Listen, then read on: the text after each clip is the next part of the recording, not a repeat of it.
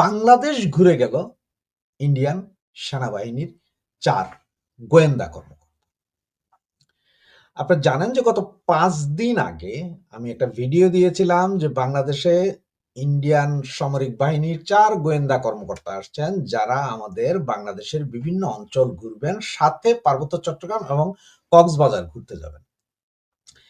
কিন্তু এই কথাটা বলে আমরা যখন ভিডিও করেছিলাম, এটা ছিল যে একটা সরকারি সফর, ইন্ডিয়া থেকে একটা সরকারি সফর, বাংলাদেশে এটা জানতো। শুধু ইন্ডিয়ান সেনাবাহিনী যে বাংলাদেশে আসবে এইটা বিভিন্ন জায়গায় যেখানে যেখানে ঘুরবে সেখানে সেখানে চিঠি পাঠিয়ে দেওয়া হয়েছিল বাংলাদেশ সেনাবাহিনীর পক্ষ থেকে। এবং এই চিঠিটা ৯ তারিখ ৯ অক্টোবরের এই চিঠি বাংলাদেশ সেনাবাহিনীর, এই চিঠিটা গোপনীয় একটা চিঠি, তাদের সরকারি অধিদপ্তরের চিঠি, অফিস টু অফিস চিঠি, কিন্তু সেই চিঠি হঠাৎ করে বেরিয়ে আসে এবং চলে যায় তথাকথিত ছাত্র জনতা যৌন মৌলবীদের হাতে। তখন থেকে তারা গুটি পাকাতে থাকে যে কিভাবে একটা কিছু করা যায়, কারণ তারা তো অলরেডি গত ১৫ মাস ইন্ডিয়ার বিরুদ্ধে ব্যাপক ঘৃণা ছড়িয়েছেন এবং অনেক কিছু করতে চাচ্ছেন, যে প্রয়োজনে এমনও বলেছেন যে তাদের ইন্ডিয়া আক্রমণ করার জন্য তাদের ৫০ লক্ষ লোকও তৈরি আছে, এই আছে সে আছে, অনেক কিছু বলে এমন একটা পরিস্থিতি সৃষ্টি করে রেখেছিলেন যে একটা যুদ্ধান্দেহী ভাব। এর ভিতরে আমরা এটাও বলেছিলাম আমি যে ১০ তারিখে আপনার আমাদের ওয়াকার সাহেবের যে সৌদি সফর ছিল সেটাও তিনি বাতিল করেছেন, এবং পরবর্তীতে আমরা শুনতে পারলাম ১৩ তারিখে আবার এটা চাউর হয়ে গেল যে না, ইন্ডিয়ান সেনাবাহিনীর সফরটা বাতিল করেছে বলে একটা খবর আমাদের কাছে আসলো। কিন্তু আসলে সেই সফরটা বাতিল ছিল না। সেই সফরটা বাতিল হয়েছে বলে এই খবরটা রটিয়ে দেওয়া হয়েছিল, যাতে ওই যে ইসলামিক যৌনতা যারা আছে তারা যাতে আবার একটা আন্দোলন তৈরি করতে না পারে, কারণ তারা ব্যাপক পয়সা করে খরচ করে মোটামুটি একটা আন্দোলন তৈরি করেছে। প্রয়োজন ইন্ডিয়ান সেনাবাহিনী যারা আসবে তাদেরকে ধরে মায়েরা কাইটা মানে ফালাই দিবে, এই অবস্থা। তো সেই অবস্থায় ইন্ডিয়ান এই সেনাবাহিনীর ৪ কর্মকর্তা, গোয়েন্দা কর্মকর্তা, ওনারা বাংলাদেশে এসেছেন, ওনারা পার্বত্য চট্টগ্রামে গিয়েছেন, কক্সবাজারে গিয়েছেন, ঢাকা ক্যান্টনমেন্ট ঘুরেছেন, এবং আপনার আমাদের উত্তরবঙ্গের ওই যে ২টা এয়ারপোর্ট যেগুলো আপনার এই বলা হচ্ছিল যে দ্বিতীয় বিশ্বযুদ্ধের সেই এয়ারপোর্ট, চাইনিজ বিমান এনে নামাবে, আমেরিকা ওখানে বেস করে এগুলো বলছিল, ওগুলো সব ঘুরে গেলেন। তাহলে ঘুরে যাওয়ার পরপরই আপনার আবার আমাদের অনেকে বলছে যে একসাথেই ছিলেন, আবার অনেকে বলছিলেন যে না, আমাদের সেনাপ্রধান আলাদা একাই গিয়েছিলেন ওই জায়গায়। কিন্তু আমাদের যতটুকু খবর তাতে সেনাবাহিনীর সেনা হেলিকপ্টারে ইন্ডিয়ান ৪ গোয়েন্দা কর্মকর্তা সহ ওখানে গিয়েছিলেন, যেটার ভিডিও কিন্তু 100% ফুটেজ কেউ পায়নি। ওনারা সহ ওখানে এয়ারপোর্ট ঘুরে এসেছেন। এখন আপনারা বলতে পারেন যে এতে ইন্ডিয়ান সেনাবাহিনী ঘুরে গিয়েছে, তাতে লাভ কি? দেখেন, গত ১৫ মাসের ভিতরে একমাত্র পাকিস্তানি আর আমেরিকান গোয়েন্দা কর্মকর্তারা সরাসরি আসতেছে যাইতেছে, এছাড়া ইন্ডিয়ান কোনো বাহিনীর লোক এখানে সরাসরি ভাবে আসেনি। হ্যাঁ, রয়ের এজেন্ট আছে, হাজার হাজার রয়ের এজেন্ট আছে, ওগুলো চেনার কোনো উপায় নেই, তারা আছে এখানে। বাকি পাকি পাকি এজেন্ট, তারপরে চাইনিজ এজেন্ট এরাও আছে, আমেরিকান এজেন্টও আছে, কিন্তু সরাসরি ভাবে ওপেন ডিক্লেয়ার দিয়ে কেউ আসেনি, কারণ যেহেতু একটা সম্পর্ক খুব খারাপ দিক চলছে। আর এই আশাটার পেছনের কিন্তু একটু কারণ যদি আপনারা খতিয়ে দেখেন, তাহলে আপনারা খুব ভালোভাবে বুঝতে পারবেন। এই যে ট্যারিফ নিয়ে যত গন্ডগোল চলতেছিল, এই চলতেছিল, এর কিছুদিনের ভেতরে কিন্তু এই যে কিছুদিন মানে আপনার ১০ থেকে ১২ দিন আগে ইন্ডিয়ান বলছি, আমেরিকান প্রেসিডেন্ট বলছিল না, নরেন্দ্র মোদী আমার বন্ধু মানুষ, তার সাথে আমার দেখা হবে, এই হবে, সে একটা ভালো ভাব। কারণ আপনার আমেরিকার প্রধান শত্রু কিন্তু চায়না, ওদের প্রধান শত্রু ইন্ডিয়া না। চায়নার শক্তিকে খর্ব করার জন্য তাদের কিছু একটা দরকার, আর ইন্ডিয়ার দরকার হচ্ছে তার দেশের নিরাপত্তা। ইন্ডিয়ার রিয়েলি প্রয়োজন অন্য কিছু না, শুধু তার দেশের নিরাপত্তা, যে তার দেশে যাতে কোনো গন্ডগোল না হয়। দেখেন, পাকিস্তান, তার পার্শ্ববর্তী রাষ্ট্র আফগানিস্তান, ৩ বছরের ভিতর মানে ৯ বার যুদ্ধ হয়েছে, প্রতিদিনই তাদের বর্ডারে যুদ্ধ চলে। কিন্তু আপনারা যে চিন্তা করেন, বাংলাদেশের সাথে ইন্ডিয়া কিন্তু কখনো এইভাবে ফাইট করতে আসে না, যুদ্ধ করতে আসে না। তো পাকিস্তান করতে শুধু এই হারামির জাত, এই পাকি জাত, তারা এসে আমাদের উপর তাবেদারি করবে, এইখান থেকে বৈশা অন্য দেশে আক্রমণ চালাবে, আর পার্শ্ববর্তীরা দেখে থাকবে, এটা তো হয় না। আরেকটা কথা একটু খেয়াল করে দেখেন, আজকে ৪ দিন ধরে আবার ডোনাল্ড ট্রাম্প বলছেন যে ইন্ডিয়া আমার কাছে প্রমিস করেছে রাশিয়ার তেল কিনবে না। রাশিয়ার তেল কিনবে না না না কিনবে সেটা যেমন ইন্ডিয়া ভালো বুঝে এবং রাশিয়া বুঝে। এখন যদি বলে যে কিনবে না, এর পেছনে কি কোনো যুক্তি পান? দেখেন, এর পেছনে একটা যুক্তি আমি বলি। এমন হতে পারে যে ঠিক আছে, ইন্ডিয়া বলে যে আমি রাশিয়ার তেল কিনবো না বা 50% কমাই দিব, আগে যেটা 2% ছিল সেই পার্সেন্টেজে নিয়ে যাব, এখন তো 100% কিনি, তা কিনবো না, 2% বাকি তোমার থেকে কিনবো। কিন্তু তুমি একটা কাজ করতে হবে, সেটা হচ্ছে যে বাংলাদেশ নিয়ে মাথা ঘামাইতে পারবে না। বাংলাদেশে আমি যারা চাই তারাই বসাই দিব, আমি যাকে চাই তারে বসাবো। কারণ এখন বাংলাদেশে আমি যারে চাই তারে বসাবো, তাহলে কে আছে? আমি যাকে চাই তাকে বসাবো, সেটা একমাত্র আছে আওয়ামী লীগ, সেটা একমাত্র আছে জননেত্রী শেখ হাসিনা, যে আমি ওনাকেই বসাবো, ওনাকেই চাই। কারণ উনি থাকলে আমার দেশ নিরাপদ। কারণ বিএনপিকে দেখিয়ে দিচ্ছে, জামাত তো হুমকি দমকি দিচ্ছে। সুতরাং এখানে ইন্ডিয়া এখন যদি 100% যদি বলে যে আমি শেখ হাসিনাকেই চাই, সেভাবেই কাজ করতে হবে, সেভাবেই কাজ করবে। আমেরিকার ইন্ডিয়া যদি একসাথে কাজ করে হাত মিলিয়ে ফেলে, তাহলে পৃথিবীর কোনো শক্তি নেই আর আটকায় রাখবেন। যে কোনো মুহূর্তে যে কোনো অঘটন ঘটতে পারে। তাই বলছি, দেখেন, খুবই গোপনীয়তার সহকারে ইন্ডিয়ান সেনাবাহিনীর 4 কর্মকর্তা যেহেতু ঘুরে গেছে, এখন আরো ঘুরবে, আরো ঘুরবে, আরো ঘুরবে। কেউ ঘুণাক্ষরও টের পাবেন না যে কখন ঘুরছে, কখন আসছে, কখন যাচ্ছে। এটার কোনো খবর পাওয়া যাবে না। আর আমেরিকা এই মুহূর্তে ইউনুস গভর্নমেন্ট বা অমুক তমুক দিয়ে বসায় তো দেখলো বাইডেন। সুতরাং ডোনাল্ড ট্রাম্প ওটা মানে না। আর ইউনুসকে দিয়ে যে কিছু হবে না সেটাও জানে। আর আমেরিকার যা যা চাহিদা ছিল তাই ইউনুস গভর্নমেন্ট পূরণ করেই দিয়েছে অলরেডি। সুতরাং এরপরে এখন কে আসলো এই দেশে, কে ধরে রাখলো, সেটার কোনো দায় দায়িত্ব আর ইন্ডিয়ার নাই। তো বাংলাদেশের এই গত 15 মাসে বাংলাদেশের যে ক্ষতি হয়েছে, 50 বছর পিছিয়ে দিয়েছে বাংলাদেশকে, বাংলাদেশকে ট্র্যাক থেকে ফেলে দেওয়া হয়েছে। সুতরাং খুব সহসাই বাংলাদেশ আবার বাংলাদেশের ট্র্যাকে আসবে, বাংলাদেশ বাংলাদেশের মতোই চলবে। এই দেশের জনগণ আওয়ামী লীগকে ভালোবাসে, জননেত্রী শেখ হাসিনাকে ভালোবাসে, ওনার উন্নয়ন কর্মকাণ্ডকে ভালোবাসে। বাংলাদেশি লোকজন যে নিরাপদ তাই ছিল, সেটাকেও তারা ভালোবাসে। আজকে আমাদের পাসপোর্ট 100 নম্বরে চলে গিয়েছে, আজকে আমাদের শ্রমিকদেরকে বিদেশ থেকে পাঠিয়ে দেওয়া হচ্ছে। এগুলো সবই হচ্ছে এই ইউনিসিও গভর্নমেন্টের কারণে। সারা পৃথিবীর অনেক সোলজার আছে যারা আপনার ইয়েতে কাজ করে, এই ইউনাইটেড নেশনের হয়ে কাজ করে। অর্থনৈতিক সমস্যার কারণে কাউরে পাঠায় না, শুধু বাংলাদেশে পাঠিয়ে দেয়। এগুলো কি একটু বুঝেন? এটা হচ্ছে জিও পলিটিক্সের খেলা। সুতরাং চায়নাকে ঠেকাইতে হবে, রোডস এন্ড বেল্ট প্রযুক্তি চায়নার যেটা আছে সেটাতে ঠেকাইতে হবে, যার কারণে আপনার ইন্ডিয়া পাকিস্তানের একটা গন্ডগোল লাগাই দিছে। ঠিক তেমনি এখানেও আপনার এই গভর্নমেন্ট যে কোনো মুহূর্তে পড়ে যেতে পারে। কারণ হচ্ছে যে ইন্ডিয়া যদি প্রমিস করে, ইন্ডিয়া যদি গ্যারান্টি দেয় যে শেখ হাসিনা থাকবে, ক্ষমতায় থাকবে, শেখ হাসিনা আপনার কথা মতো চলবে, আপনার স্বার্থ দেবে, সমস্যা তো নেই, তখন আমেরিকা কি করবে? যে ঠিক আছে ওরা চায়নার কাছে যাবে না, চায়না থেকে একটু দূরত্ব বজায় রাখবে, চায়নার কাছে যাবে না, আমাদের সাথেই থাকবে, আমাদের ভাবেই আছে, তাহলে তো কোনো প্রবলেম নেই, তাহলে তার শেখ হাসিনার ব্যাপারে কোনো ইয়ে নেই। সুতরাং একটু অপেক্ষা করুন, দেখতে থাকুন। 5 দিন আগের ভিডিওটাও দেখে নিন যারা পারেন। অনেকে বলেছিলেন যে হয়তো গুজব রটাচ্ছি যে ইন্ডিয়ান সেনাবাহিনী আসবে, এটা তো বলছে আসবে না। তাদেরকে বলি ঘুরে গিয়েছে অলরেডি, খবর নিয়ে নিন। জেনুইন খবর ছাড়া খবর দেয় না। জয় বাংলা, জয় বঙ্গবন্ধু। আমি সম্প্রতি বলেছিলাম যে ভারতের আর্মি ইন্টেলিজেন্সের একটা টিম বাংলাদেশ সফরে এসেছেন এবং তাদের সফরের সময় ছিল 14 থেকে 16 অক্টোবর। এটি বলার পরে আমি আমার কমেন্টসে দেখলাম যে আপনারা অনেকেই বলেছেন যে না, আমার এই ইনফরমেশনটি সত্যি না, কারণ ভারতীয় সাংবাদিক চন্দন নন্দী বলেছেন যে এই সফরটি শেষ মুহূর্তে স্থগিত করা হয়েছে এবং এটি আমাদের একজন সহ ইউটিউবার সাজ্জাদ কাদিরের প্রোগ্রামেও বলা হয়েছে। এবং যেহেতু এই দুইজন বলেছে সেহেতু আমার এই তথ্যটা সত্যি না। আমি যখন এই তথ্যটা বলি তাই সেদিন সকালেই চন্দন নন্দীর এবং সাজ্জাদ কাদিরের ইনফরমেশনটা আমি শুনেছিলাম। সো ন্যাচারালি আমার উপর একটা দায়িত্ব এসেছিল যে আসার কথা 14 থেকে 16-র মধ্যে, আবার এনরা বলছে স্থগিত, আসলে ঘটনাটা কি ঘটেছে। সো আমি ভারতের একদম থিঙ্ক ট্যাঙ্কের একদম টপ 10 যারা আছেন, তো তাদের একজনের সাথে যোগাযোগ করি আমার মাধ্যমে, এবং উইদিন সেকেন্ডস, 1 মিনিটেরও কম সময়ে তিনি নিশ্চিত করেছেন যে এই সফরটি হচ্ছে এবং সেই অনুযায়ী আমি বলেছি। এখানে দুটো জিনিস লক্ষণীয়। একটা হলো যে আমরা আমাদের সোর্স থেকে অনেক সময় আমরা চেষ্টা করি যে সর্বোচ্চ চেষ্টাটা করি যেন আমরা একটা ভ্যালিড, একটা জেনুইন ইনফরমেশন পাই। কিন্তু আমাদের এই চেষ্টা সত্ত্বেও সবসময় এটা সম্ভব হয় না।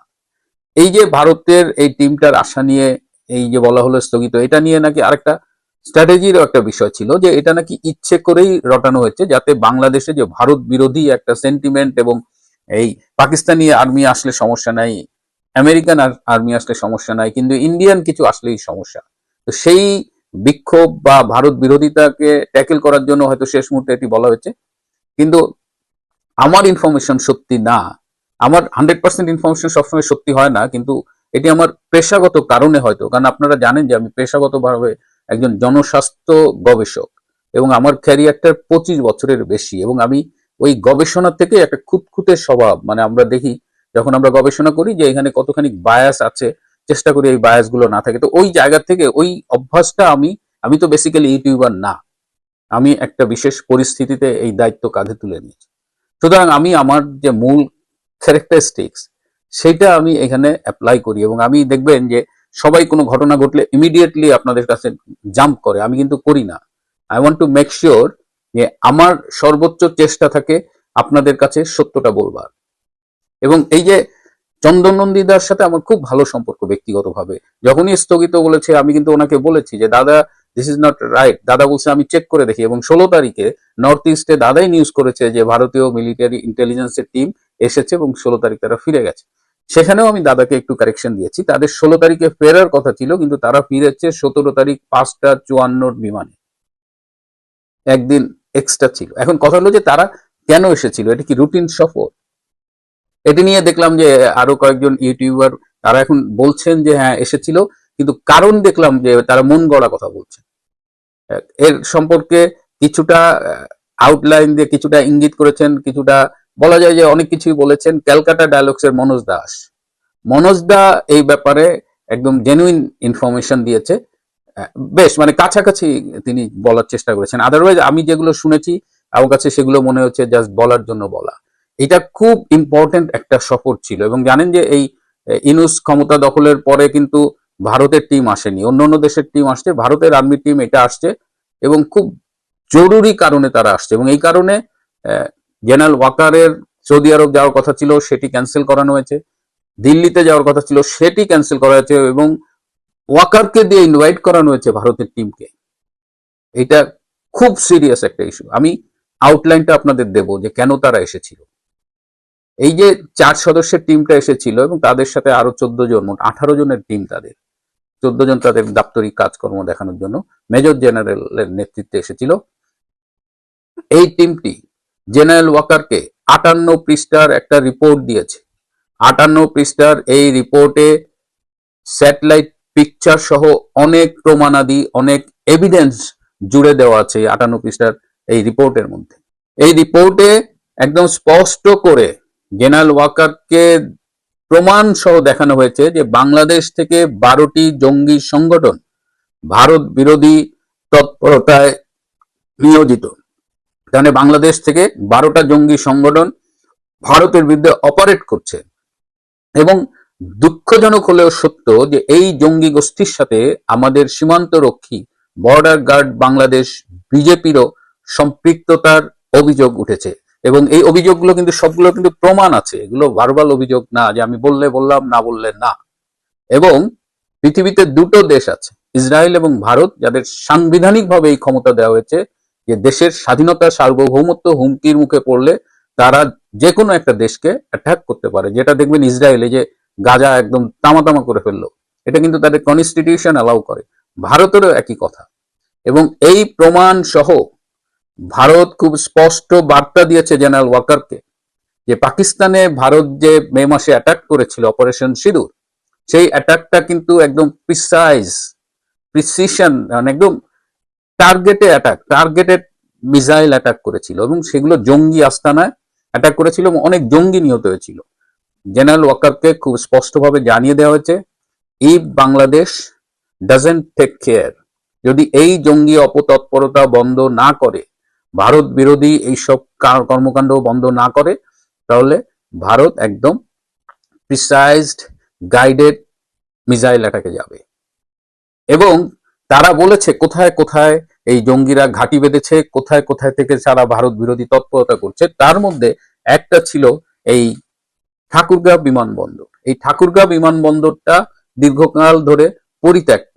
এটাকে সচল করার জন্য আওয়ামী লীগের যে এমপিরা ছিলেন, এই যে রমেশ কাকা বা প্রয়াত অ্যাডভোকেট সিরাজুল ইসলাম, এরা বিভিন্ন সময় মাননীয় প্রধানমন্ত্রী শেখ হাসিনার সাথে কথা বলেছেন, কিন্তু এই জটটা আর খোলেনি, এই বিমানবন্দর আর চালু হয়নি।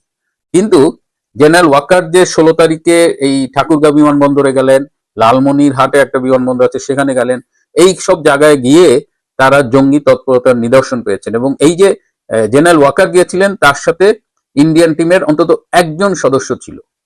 ঠাকুরগাঁয়ের খবরটা আমি জানি, যে ঠাকুরগাঁয়ে গিয়ে দেখা গেছে যে জঙ্গিদের তৎপরতা, সেখানে জঙ্গিরা বাংকার খুঁড়েছে এবং আরো বেশ কিছু স্থাপনা ছোট ছোট স্থাপন করেছে। প্রশ্ন হলো যে একটা পরিত্যক্ত বিমানবন্দরে এই বাংকার কেন, আরো ছোটখাটো যে প্রমাণ দিচ্ছে সেটা কেন? এবং জেনারেল ওয়াকার তিনি জানতেন কিনা আমি জানি না, আমি তো জানি, সবসময় বলে আসছি তিনি কিন্তু চমৎকার নাটক করেন। হ্যাঁ, তো এইটা হলো মূল কারণ। ভারতের মিলিটারি ইন্টেলিজেন্স এসেছে বাংলাদেশকে মোটামুটি প্রমাণ সহ হ্যান্ডওভার করে গেছে, প্রমাণগুলো মাঠে গিয়ে দেখিয়ে দিয়েছে, দেখো এই যে জঙ্গি তৎপরতা হচ্ছে এবং এটা যদি বন্ধ না করা হয় কি হবে, সেইটাও এই মিলিটারি ইন্টেলিজেন্স টিম ইঙ্গিত দিয়ে গেছে। এবং জেনারেল ওয়াকারকে নিয়ে তারা মাঠে একদম দেখিয়ে দিয়েছে যে দেখো এই যে এইখানে এখানে এই জঙ্গি তৎপরতা হচ্ছে, হুইচ ইজ আনএক্সপেক্টেড। ভারত যেটা হয়েছে, ভারত হলো মানে আমাদের প্রতিবেশী দেশ, এবং বিভিন্ন সময় বিভিন্ন সরকার বাংলাদেশকে ব্যবহার করতে দিয়ে ভারতের বিচ্ছিন্নতাবাদী বা ভারত বিরোধী জঙ্গি গোষ্ঠীকে অপারেট করতে দিয়েছে বাংলাদেশ থেকে। কিন্তু শেখ হাসিনার সরকার এই একটা কাজ করেছে, যে শেখ হাসিনার সরকার যখন ক্ষমতায় থাকে তখন বাংলাদেশের মাটি ভারত বিরোধীদের তৎপরতায় ব্যবহার হতে দেয় না। কিন্তু এর বিনিময়ে শেখ হাসিনা যেটা করেছেন, যে ভারতের চোখে চোখ রেখে সব দাবি আদায় করেছেন, সব অধিকার আদায় করেছেন। যতগুলো চুক্তি তিনি ভারতের সাথে করেছেন, প্রত্যেকটা চুক্তিতে বাংলাদেশের স্বার্থকে প্রাধান্য দেওয়া হয়েছে। যে কারণে আজকে 15 মাস হতে চললো প্রায়, ডক্টর ইউনূস কিন্তু ভারতের সাথে শেখ হাসিনার আমলে সম্পাদিত একটা চুক্তির একটা শব্দ বদলাতে পারেনি। বরং এইটা অদ্ভুত ব্যাপার হলো, এই যে বাংলাদেশে যারা ভারত বিরোধিতার কথা বলে তারা আসলে ভারতের পদলেহন করে। একমাত্র ভারতের সাথে একদম নিজের দেশের স্বার্থ বজায় রেখে চুক্তি করেন বা যাই করেন, ডিল করেন, সেটা হলো শেখ হাসিনা। কিন্তু ভারত তাকে ওন করে, কারণ ভারতের সিকিউরিটির দিক দিয়ে লাভ। মোরওভার, যদি শেখ হাসিনা ক্ষমতায় না থাকে ভারত বাণিজ্যিক ভাবে লাভ হয়। দেখেন এই যে ডক্টর ইউনূস সকালে গালাগালি করে, বিকালে গালাগালি করে, রাত্রে গালাগালি করে ভারত বিরোধী। এই আসিফ নজরুল কল্পিত একটা সংখ্যা বজাইলো যে 26 লাখ ভারতীয় এই দেশে কাজ করে, কিন্তু তিনি 26,000ও আইডেন্টিফাই করতে পারেনি। কিন্তু ট্রেড বাড়তেছে, আগের চাইতে ভারতীয় মাল বেশি আমদানি করতেছে ইউনূস সরকার। কিন্তু দালালি, ভারতের পারপাস সার্ভ করে, ভারতের দালালি করে, আবার মানুষের কাছে যে বলে যে আওয়ামী লীগ নাকি ভারতের দালাল। মানে কি রকমের হিপোক্রেসি হতে পারে? তো যাই হোক, এখন বাংলাদেশ কিন্তু খুব হুমকির মধ্যে পড়ে গেছে। বাংলাদেশ যদি এই জঙ্গিদের প্রশ্রয় দিতে থাকে, বিজিবি যদি, আমি খবর পেলাম বিজিবি 30টা স্টারলিংক কানেকশন অলরেডি নিয়েছে এবং আরো 270টা স্টারলিংকের কানেকশন তারা নিচ্ছে এই সীমান্ত এলাকায় বিভিন্ন কার্যক্রম। এর মধ্যে যদি এই জঙ্গি তৎপরতায় সহায়তার অভিযোগ ওঠে, এটা খুবই দুঃখজনক। এবং আমি জানি না এটা জেনারেল ওয়াকার কিভাবে সামলাবে, কারণ জেনারেল ওয়াকারের চরিত্রটা এখন জাতির সামনে উন্মোচিত। সে আসলে সেনা প্রধান হিসেবে সেনাবাহিনী এবং দেশের স্বাধীনতা সার্বভৌমত্ব রক্ষার চাইতে অধিক আগ্রহী হলো বাংলাদেশ বিরোধীদের ইন্টারেস্ট রক্ষা করতে, জামাতিদের ইন্টারেস্ট রক্ষা করতে। এই ওয়াকারের বিষয় নিয়ে অন্য একটা এপিসোডে কথা বলবো, কিন্তু এই ভারতীয় দলের সফরটা নিয়ে আমি একটু কথা বললাম। তো এটা হলো ভারতের বাংলাদেশ সফরের উদ্দেশ্য। আমরা মনের মাধুরী মিশিয়ে অনেক গল্প করছি, কিন্তু প্রকৃত সত্য বাংলাদেশের ইউটিউবার বা সংবাদ মাধ্যমে তো প্রশ্নই আসে না। আমাদের সংবাদ মাধ্যম তো এখন মোটামুটি বাঙ্গি চাষের মাধ্যম। আমি জানি না সামনে কি হবে। সারা দেশে আগুন লাগছে, এই যে চিটাঙে লাগলো, মিরপুরে লাগলো, এখন আজকে ঢাকা এয়ারপোর্টের কার্গো সেকশনে লাগছে। এটা ডেফিনেটলি পরপর এতগুলো আগুন কাকতালীয় হতে পারে না, এটা অবশ্যই ষড়যন্ত্রের।